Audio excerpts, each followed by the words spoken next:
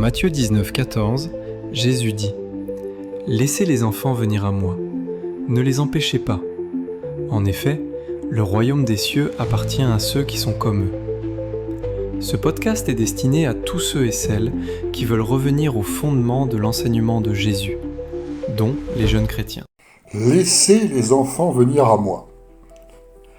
En Matthieu 19, 14, c'est la phrase de Jésus. Jésus dit « Laissez les petits enfants, ne les empêchez pas de venir à moi, car le royaume des cieux est pour ceux qui leur ressemblent. » Et là, c'est très étonnant. Comme d'habitude, Jésus renverse les idées qu'on peut avoir, c'est-à-dire qui a le royaume des cieux, qui peut aller dans le royaume des cieux.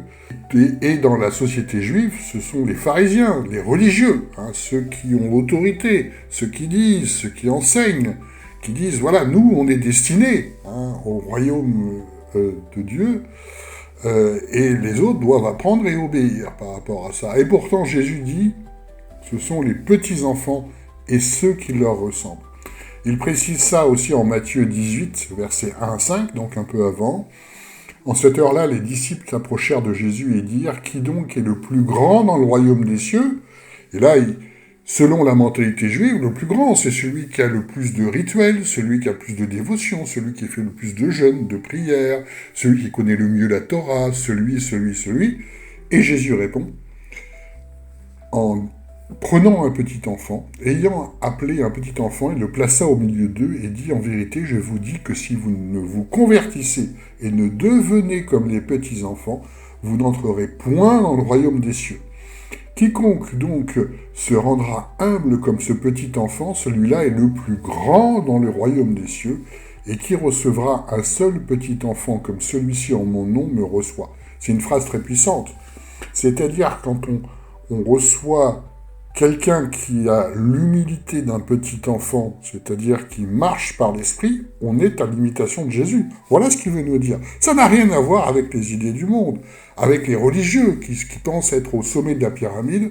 Jésus inverse cette pyramide en disant non, ce sont vraiment ceux qui ont l'humilité de ne pas savoir d'écouter l'esprit, de ne pas faire selon leur raisonnement et selon leur pensée.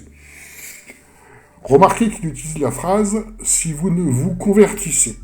C'est-à-dire que si vous restez dans vos pensées religieuses, vous n'hériterez jamais du royaume des cieux. Vous ne marcherez jamais par l'esprit, vous ferez comme les hommes font. En Matthieu 18, 10, il précise « Gardez-vous de mépriser un seul de ces petits, car je vous dis que leurs anges dans les cieux regardent sans cesse la face de mon Père qui est dans les cieux. » Ça veut dire que à partir du moment où il y a une élection par l'esprit, on est touché par l'esprit de vérité, les anges s'activent pour nous protéger des attaques physiques des démons, ce qui veut dire qu'on n'a absolument pas à vivre ce qu'on voit dans les films d'horreur, par exemple, où on voit plein de manifestations diaboliques, ça on ne le vit pas. Après, les anges nous protègent physiquement, effectivement, mais nous sommes attaqués dans nos pensées. Nous sommes attaqués dans nos corps, on peut avoir des maladies par exemple, ou un mauvais conseil par un proche. Il y a plusieurs formes d'attaque, effectivement, que les anges ne bloquent pas. Mais on est protégé dès le départ. Et ça, c'est quelque chose de très important. On a cette protection, puisqu'il y a une élection par l'esprit.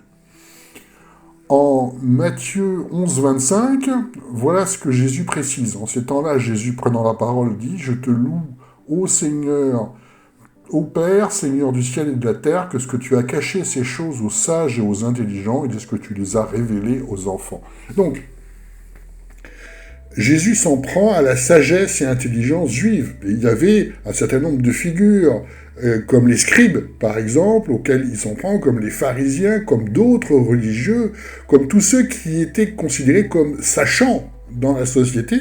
Et Jésus leur dit, non, ils ne savent pas la vérité. Parce que tout ça, c'est de la pensée humaine, c'est de la tradition humaine, c'est de la religion humaine. Et c'est véritablement le petit enfant, celui qui est touché par l'esprit et qui écoute, qui ne fait pas selon ses pensées, et c'est celui-là le plus grand, celui qui peut toucher la vérité. Mais ceci dit, on peut voir dans l'enfance de Jésus la façon dont il le vit et la relation qu'il a avec ses parents. On l'a en Luc 2, versets 49 à 51, quand effectivement il échappe à ses parents, il va à Jérusalem, il échappe à ses parents et il se retrouve au temple à enseigner et chacun voyait qu'il était touché par la puissance de son enseignement. C'était pas là non plus par les forces humaines, il y avait quelque chose de l'esprit qui touchait les autres. Et donc ses parents s'inquiétaient et il leur répondit « Pourquoi me cherchiez-vous? Ne saviez-vous pas qu'il me faut être aux affaires de mon père ?» Et eux ne comprirent pas la parole qu'il leur avait dit. Donc, on voit bien que, comme l'enseignement sur les petits-enfants, Jésus, jeune, à 12 ans, Dieu était le plus grand dans sa vie.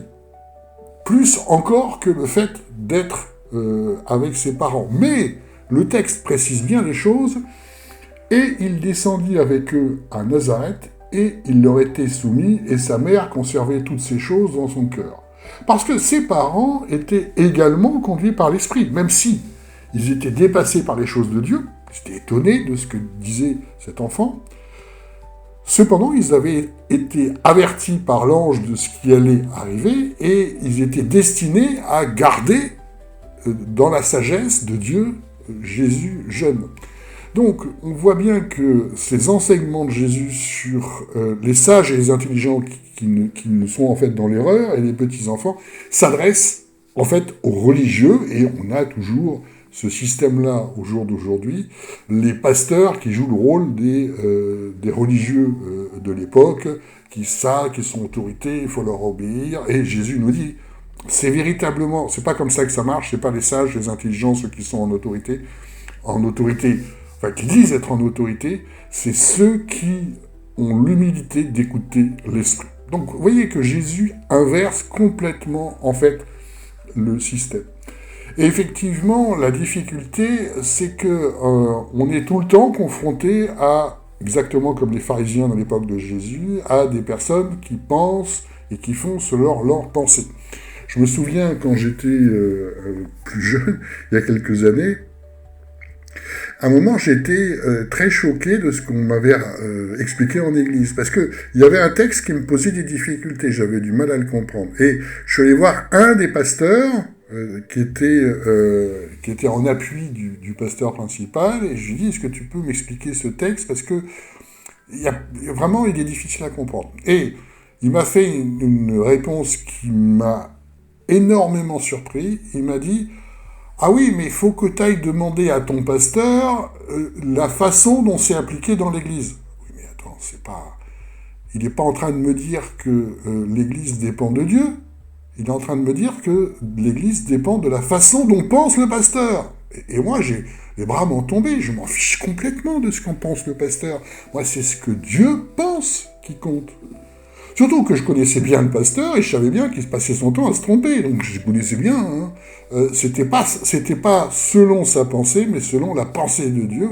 Voilà pourquoi j'étais tellement surpris de voir que pour lui, le système était évident, tout dépendait de ce que pensait le pasteur. Et ça, c'est un système de pharisiens. En fait, c'est le système qu'on retrouve dans le système religieux à l'heure actuelle. Une autre fois où j'étais extrêmement surpris, c'est que le pasteur m'expliquait que les églises étaient nécessairement conduites par l'esprit, avaient du discernement, c'est pour ça qu'il y avait des ministères, c'est pour ça que par l'esprit, il pouvait nommer les gens pour être prédicateurs ou pasteurs, etc. Voilà ce qu'il me disait. Sauf que j'étais tombé sur un article qui parlait dans le même mouvement dans lequel j'étais, d'une situation qui correspondait en rien à ça. Ils expliquaient que dans une église, il y avait donc plusieurs prédicateurs qui étaient brillants, ça se passait très bien, et ils ont changé d'église. Il y en a 2 qui sont arrivés dans une église, 2 qui sont arrivés dans une autre église. Et tout a été différent. Dans la première église, on les a même pas calculés. Ils étaient assis, ils disaient rien, et c'était d'autres qui prêchaient, et d'après ce qu'ils racontaient, ça se passait très mal. Peu importe, voilà. Et dans l'autre, au contraire, on les a trouvés formidables, et on les a tout de suite mis à prêcher. Donc, j'ai été extrêmement surpris, parce que ça n'a rien à voir avec ce qu'on me disait, ça n'a pas de rapport avec le discernement d'esprit, ce que fait Dieu, ça a juste rapport avec voilà ce qu'ils pensent. Ils sont d'accord, pas d'accord, ils ont envie, ils n'ont pas envie, et on a toujours la première chose qu'on voit dans les églises, la pensée humaine, là où on devrait avoir la puissance de l'esprit.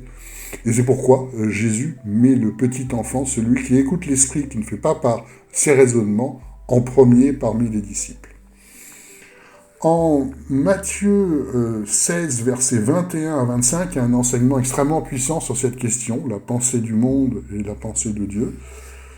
Dès lors, Jésus commença à montrer à ses disciples qu'il lui fallait aller à Jérusalem et de souffrir beaucoup de la part des anciens, des principaux sacrificateurs et des scribes, et être mis à mort et ressuscité le troisième jour. C'est effectivement une nouvelle qui est effrayante de ce qu'il a annoncé à ses disciples. Et Pierre, l'ayant pris à part, se mit à le reprendre, disant « À Dieu ne plaise Seigneur, cela ne t'arrivera certainement pas. » Mais lui, s'étant tourné, dit à Pierre « Va arrière de moi, Satan, tu mets en scandale parce que tu ne penses pas les choses qui sont de Dieu, mais celles qui sont des hommes. » Donc Jésus nous explique que quand on est selon la pensée humaine, « Ah oui, mais évite cette douleur, ça semble bon. » En fait, on fait le travail de l'adversaire. Ce n'est pas la pensée de Dieu. C'est étonnant, mais c'est vraiment ce que nous dit Jésus. Alors Jésus dit à ses disciples, si quelqu'un veut venir après moi, qu'il renonce à lui-même, et qu'il se charge de sa croix et qu'il me suive, car quiconque voudra sauver sa vie la perdra, et quiconque perdra sa vie à cause de moi la trouvera. C'est-à-dire que si on reste dans le système humain, on reste dans le système du monde, et rien ne fonctionne. On n'est pas en Dieu. Par contre, on est dans la religion, il n'y a pas de problème. On fait exactement comme ce qu'a connu Jésus. On peut tout faire selon la pensée humaine, selon les traditions, et ça n'a rien à voir avec Dieu. Et je me souviens d'un moment qui m'avait là aussi marqué. À un moment donné, je m'occupais dans une église d'une personne qui avait des difficultés spirituelles importantes, en fait, qui avait perdu la foi. Comment elle avait perdu la foi? Parce que elle avait un rôle dans l'église, cette personne, elle jouait de l'orgue. Et il y a un jour, un pasteur est venu en lui disant « Bon, maintenant tu arrêtes de jouer l'orgue, on va te remplacer par quelqu'un d'autre qui sait mieux jouer. » C'est vrai que c'est blessant. Et il a perdu la foi. Ça veut dire que sa foi était liée au fait qu'il pensait avoir un rôle. Et qu'en fait, non. Mais de toute façon, jouer de l'orgue n'a jamais été un don spirituel. Plein de personnes savent jouer de l'orgue. Mais donc, il y avait des difficultés spirituelles. J'ai essayé de m'occuper de lui. Et rapidement, j'ai arrêté parce que je voyais bien que son cœur était... Ça marchait pas, son cœur était dur. Et ce qui m'a étonné, c'est pas ça, cette situation-là, c'est qu'il y a plusieurs semaines après, moi j'avais laissé tomber, des pasteurs sont venus en disant « Ah oui, mais il faut prier pour lui, il faut faire témoigner, de toute façon, vous en savez rien, hein, peut-être que Dieu va... Mais si, on le sait, justement. Parce qu'à un moment donné, on sent que son cœur est dur, on n'a pas à faire au petit bonheur la chance, c'est-à-dire on tente sa chance et puis peut-être que ça se passera bien. C'est ça ce qu'il nous disait. On ne savait pas, donc faites quand même. Et ça, c'est véritablement faire par la chair, on fait, et puis peut-être que le Saint-Esprit va agir. Et là, vous voyez qu'il différencie complètement ce qu'on fait, il faut faire quand même, c'est comme prêcher. On va prêcher, puis le Saint-Esprit va peut-être agir. Et le Saint-Esprit se débrouille. Ça veut dire qu'on est complètement déconnecté du Saint-Esprit. À la place, le modèle de Jésus, effectivement, c'est de voir ce qui se passe dans le cœur, spirituellement. C'est pour ça que j'avais vu que cette personne était complètement bloquée au niveau spirituel. En Jean 1, 43, il est dit, et il l'amena à Jésus. Jésus l'ayant regardé, dit, tu es Simon, fils de Jonas, tu seras appelé Céphas, ce qui signifie Pierre. Jésus regarde au cœur, et non pas ce qui touche les hommes, parce que Pierre était connu pour être plutôt rustre, en fait, et on voit à plusieurs reprises Pierre qui est impulsif, mais Jésus voit au cœur et lui dit, tu seras appelé comme ça. Un autre épisode, toujours en Jean 1, versets 48 à 52, Jésus vit Nathanaël venant à lui et dit de lui, voilà un véritable Israélite en qui il n'y a point de fraude. Nathanaël lui dit, d'où me connais-tu? Jésus répondit, il lui dit, avant que Philippe t'appelât, quand tu étais sous le figuier, je t'ai vu. Donc, pareil, il voit au cœur, Dieu lui montre par l'esprit, et il ne regarde pas selon ce que les hommes voient. Nathanaël lui répondit, Rabbi, tu es le Fils de Dieu, tu es le roi d'Israël. Et Jésus répondit, il lui dit, parce que je t'ai dit que je te voyais sous le figuier, tu crois, tu verras de plus grandes choses que celles-ci. Donc, quand on est par l'esprit, on voit des choses extraordinaires, Parce que c'est pas nous, c'est Dieu. C'est ça être un petit enfant. C'est pas par notre volonté, par nos forces humaines, par notre raisonnement, mais c'est par Dieu que nous faisons. Et il lui dit, en vérité, je vous le dis, que désormais vous verrez le ciel ouvert et les anges de Dieu monter et descendre sur le Fils de l'homme. Et c'est un enseignement très important qui est repris, bien sûr, par Paul, 2 Corinthiens 5, versets 16 à 17, en sorte que dès maintenant, nous ne connaissons plus personne selon la chair, et si même nous avons connu Christ selon la chair, maintenant nous ne le connaissons plus ainsi.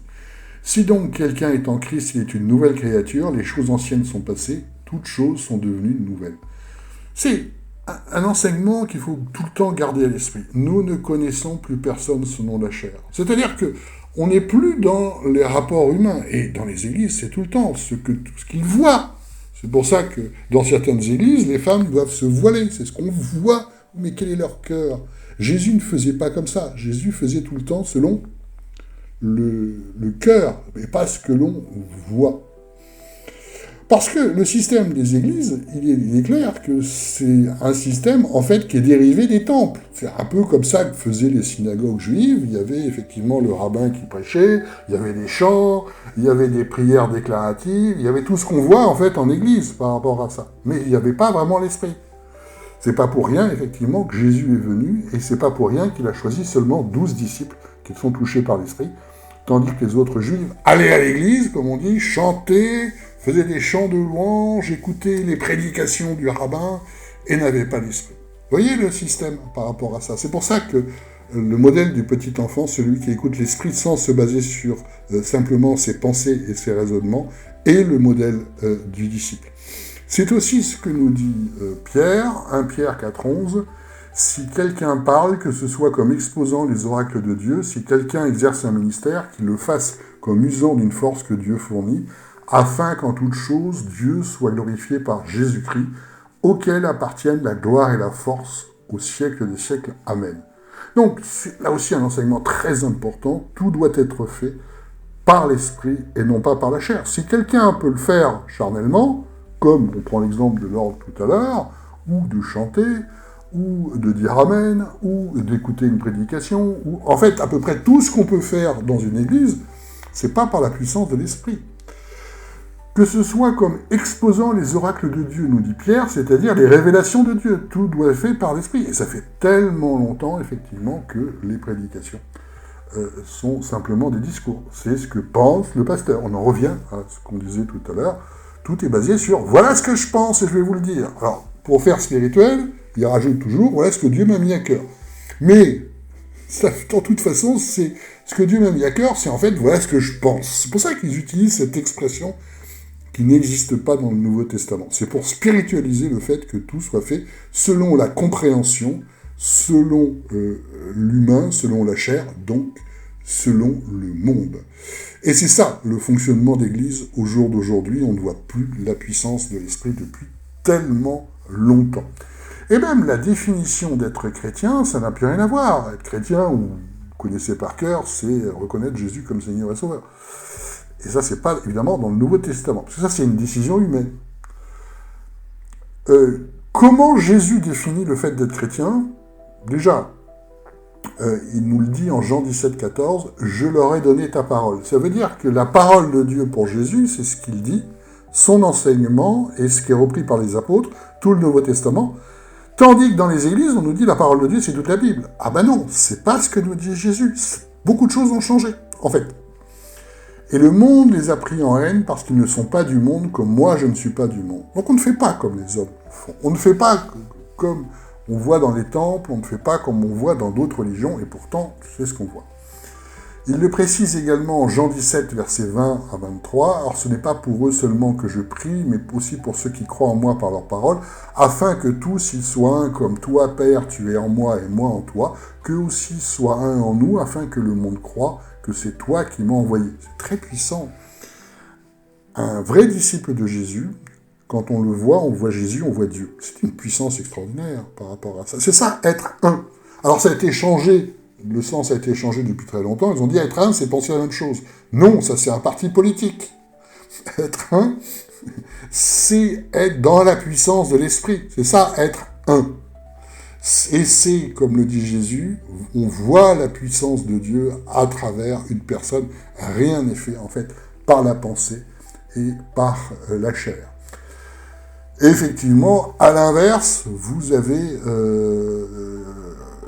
la notion de il faut aider les personnes il faut prêcher pour qu'ils acceptent Jésus comme Seigneur et Sauveur. Stratégie humaine qui n'a rien à voir avec l'esprit, puisque en fait, c'est pas une décision.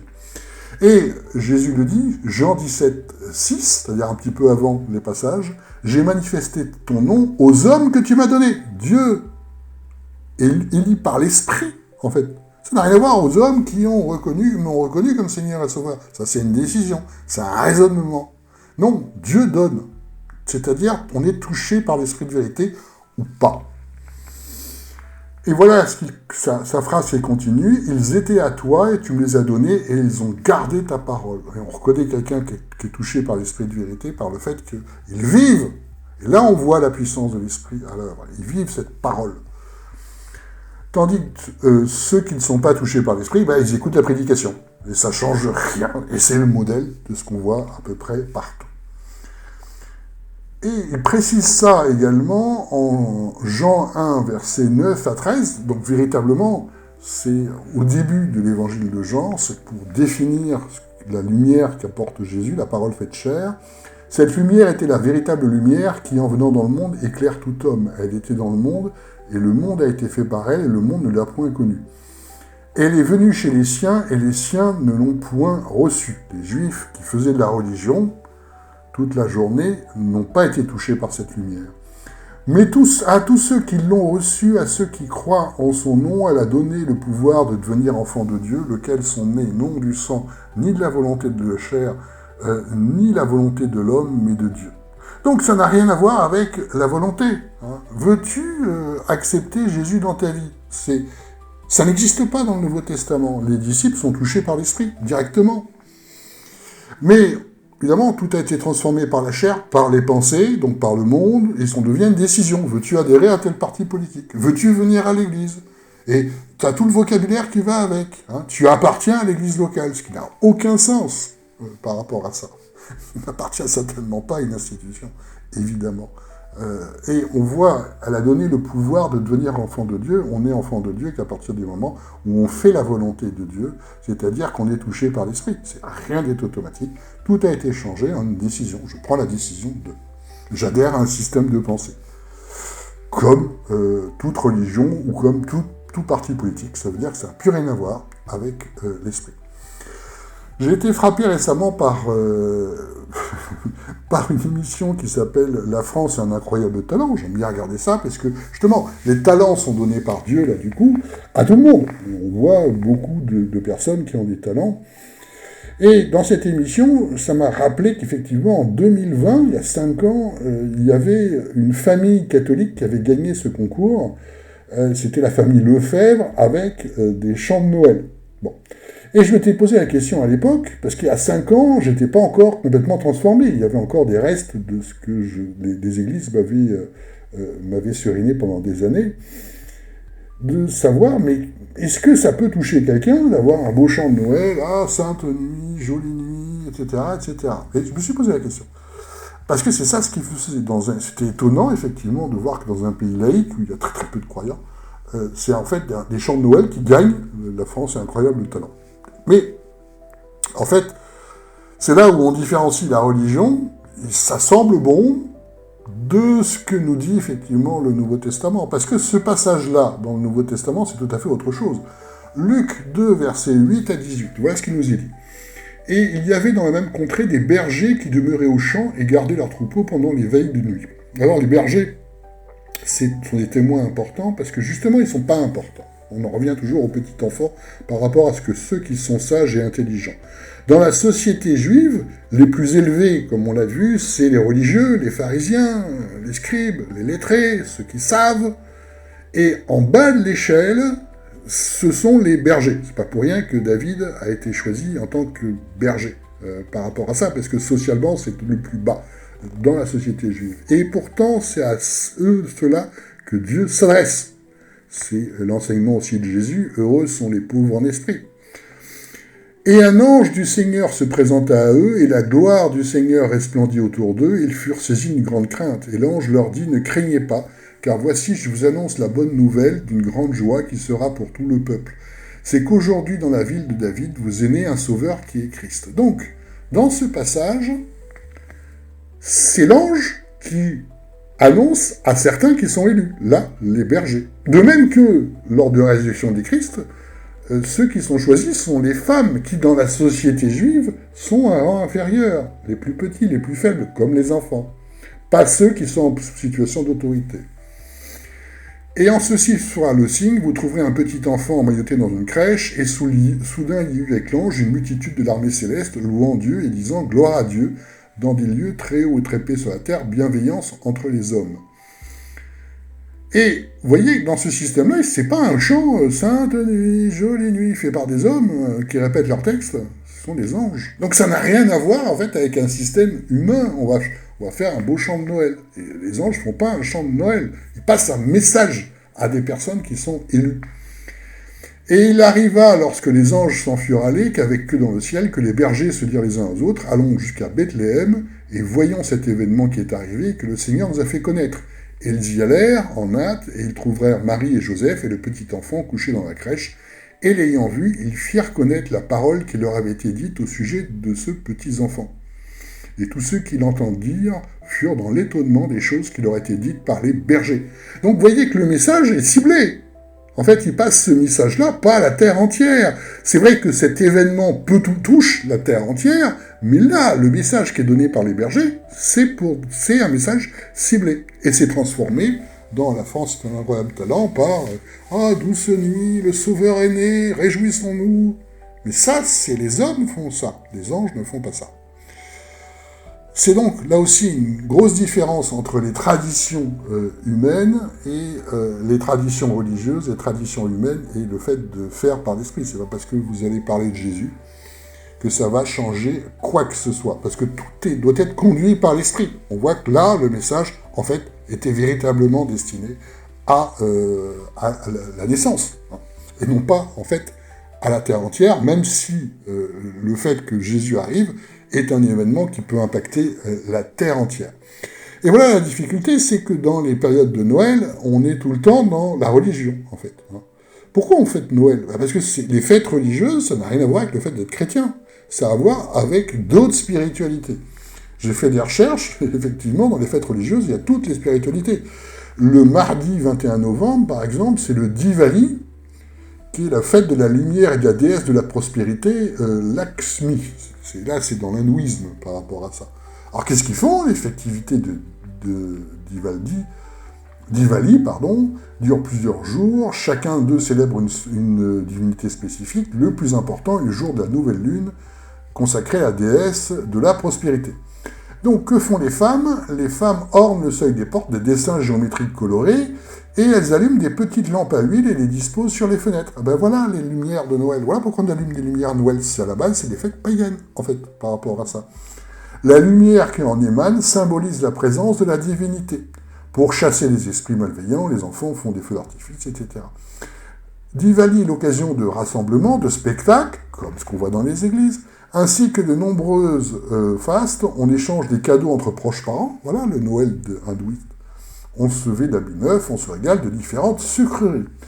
Et, toujours dans l'hindouisme, il y a aussi l'anniversaire de la naissance du Seigneur Krishna. Jamais Jésus nous a dit « fêtez mon anniversaire ». C'est n'importe quoi. Au contraire, il nous dit « il m'appelle Seigneur, Seigneur, ah Seigneur, Seigneur, ah le petit Jésus », et ils ne font pas ma volonté. C'est un reproche, en fait. Et Krishna, effectivement, l'anniversaire du Seigneur Krishna tombe le 8e jour de la moitié sombre du mois août-septembre, en gros, puisque c'est un calendrier spécifique. Le Seigneur Krishna est né à minuit, ça vous rappelle quelque chose.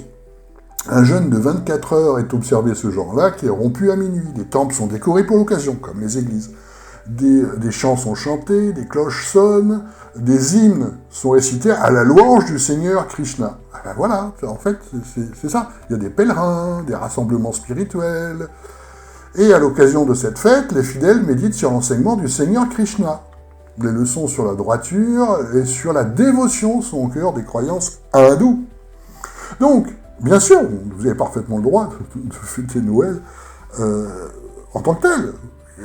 Avoir un arbre décoré, des lumières, un bon repas et des cadeaux ne pose aucun problème. Et ça n'a rien à voir avec Jésus. Et voilà encore un exemple de ce qui est fait selon les hommes, selon la pensée humaine, selon la tradition. C'est un copier-coller d'autres spiritualités, comme les temples, comme quand ils disent la maison de Dieu, par exemple, le bâtiment, on revient au système du temple. Alors que Jésus nous dit l'inverse, et le temple du corps, nous avons l'esprit en nous. C'est plus du tout un lieu, mais c'est redevenu un lieu. Le pasteur est redevenu un prêtre, un peu comme les pharisiens, avec autorité, il dit des choses, on doit lui obéir, etc., etc. Et c'est contre tout ce système-là que Jésus se bat, contre tout le système religieux. Voilà pourquoi ce sont les petits-enfants, ceux qui écoutent l'esprit, qui ne font pas selon les traditions et selon les raisonnements, selon les hommes, parce que faire selon les hommes, selon Jésus, c'est faire selon le monde et c'est faire selon l'adversaire. Quand on fait selon Dieu, c'est nouveau, tout est nouveau. Aujourd'hui, nous ne connaissons plus personne par la chair.